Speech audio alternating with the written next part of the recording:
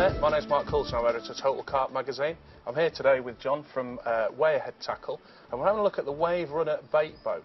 Now, bait boats are increasingly popular with carp anglers these days, and one key reason for that is the fact that actually they're a little bit more affordable than they used to be, you know, 5-6 years ago when they first really came to prominence. Now, whether you love them or not, there's definitely a place for bait boats in carp fishing. Now, the reason why I mentioned the accessibility through price there, John, is the first thing that struck us about the Wave Runner is actually it's less than 600 quid, isn't it? Yeah, that's right, yeah. And that's actually for a package. So yeah. What do we actually get for the money? So I've come along and I've bought one. What do we get for that price? Basically, you get the actual boat itself, the handset, which is in this little bag, which you actually get with it as well.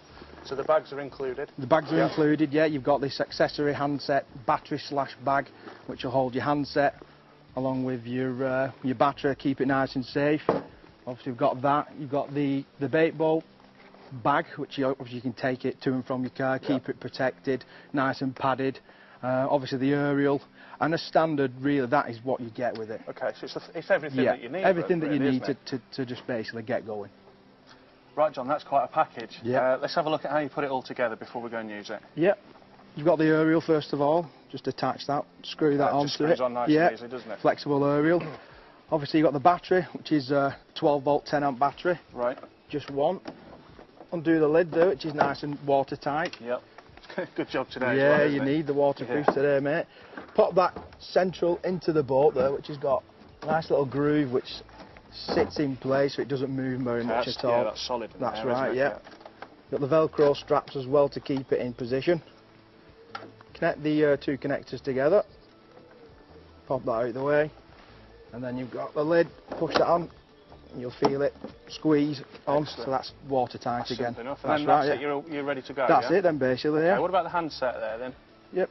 Just on that and with the aerial, what sort of range would you expect to get from one of these? Well, this particular boat, you get 500 to 1,000 metres, all dependent upon conditions. Yeah, not that you'd ever see it over 250, 300 metres, but it is a exceptionally good range. To be fair, it's rare that people are going to ever fish that far out. That's right. But, you know, I know people it's nice that go to have it. Yeah, well, I know people that go out to these big lakes in France, and they can literally be, you know, they could have hook baits out 300 yards. That's right, you know, no one could ever cast it that far, so this is where the boat comes into its own. That's where it could make the difference between catching and blanking, basically. Yeah, definitely. What about different conditions? You know, it's a bit grim today, isn't it? Yeah, Very overcast. it does vary upon air temperature, wind, things like that, so it's not always going to give you the maximum range, but on nice days, you know what I mean, like 500 metres is more than enough, you know what I mean, and obviously some reels won't hold that much line, so it's a bit irrelevant really as well, but you've always, the range is just another selling point to the boat really as well. Yeah. What are these here then, fella? I noticed these, a couple you've got two power points at the back here, covered by these little rubber grommets. You can charge the batteries directly through the boat as well as to the battery. So you can actually plug it into there, charges the boat battery instead of actually taking it out. And then you've obviously got another one at the side of it here, which you can plug the solar panel into it, which will charge it again as well. Right. So I mean, a lot of lads take these like big battery pack things, don't they? That's right. If you've not got one of those, a solar panel will actually charge that. Perfect. Yeah, you should. It's how much life would you expect to get on an average day? Obviously, it's got a maximum running time of 2.5 hours. That's on sort of constant, going in a straight line, nothing too severe, and that's your average running time. Again, it all will cut down dependent upon how much bait you're using, things like that. Excellent. 2 hoppers. Yeah, 2 individual hoppers. Do they work independently? They drop independently, yeah. The good thing about them also is that they're run by electromagnets.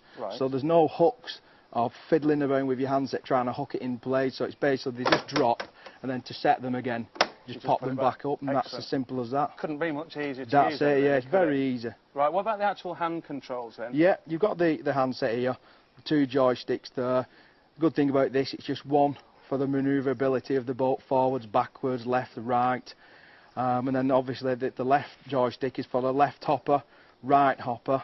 That's brilliant. I tell you, the one little bugbear of mine with some bait boats is that you have to almost do a combination of moves just to actually get the boat going in the first place. Very complicated, because on some of them you can actually drop the hoppers accidentally instead of going right or going left. So this is really simple. It's also got it's actually got no springs in the joystick as well, so you can actually set it on a low speed. Instead of it going at full speed all the time, you can just set it off very slow.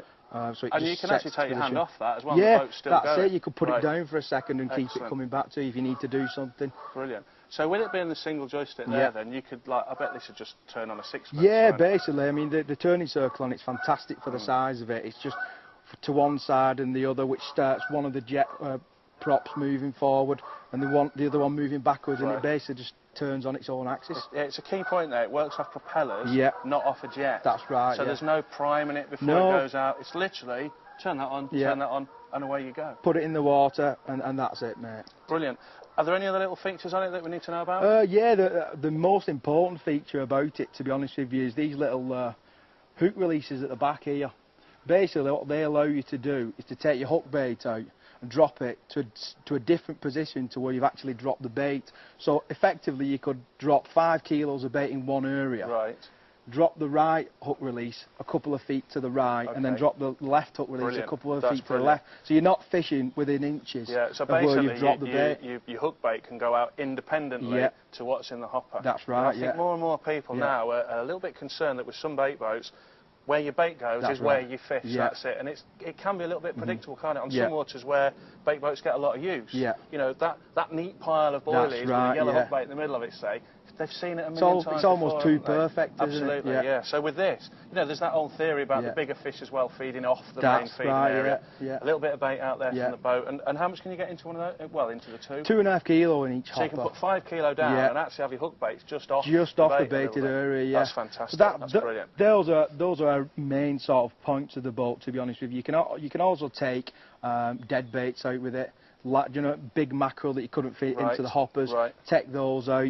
You can use them for marker floats, for dropping a marker float out. So you can actually go to the marker float again and again and drop them at ranges further than you might cast. That's right. I mean, you might find a spot that you like and looking at a marker on the horizon, but when you actually get to that point, you might not realise that you're a couple of feet either side. At least if you drop a marker float with it, you can actually pinpoint and drive over the marker float and drop the hook bait as well, and the bait.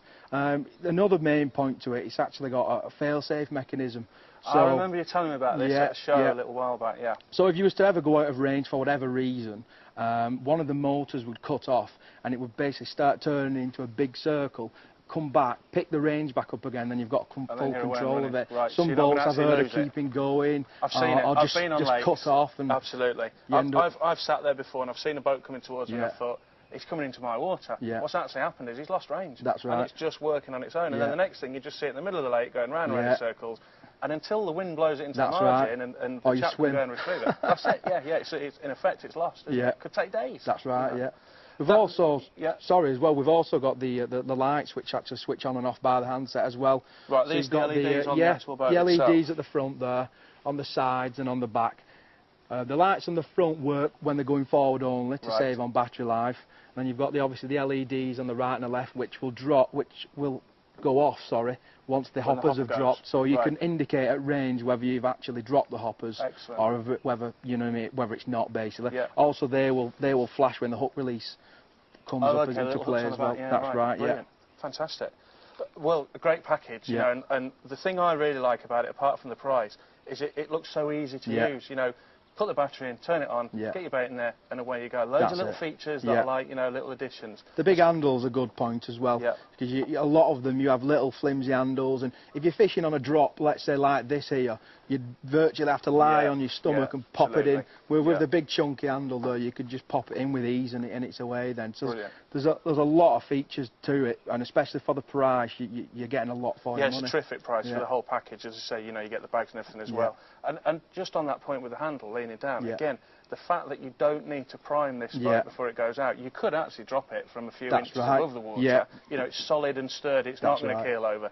That balance that you get with the battery in the middle, now I think it's fantastic. Should we go and see how it works? Yeah, brilliant. Great stuff.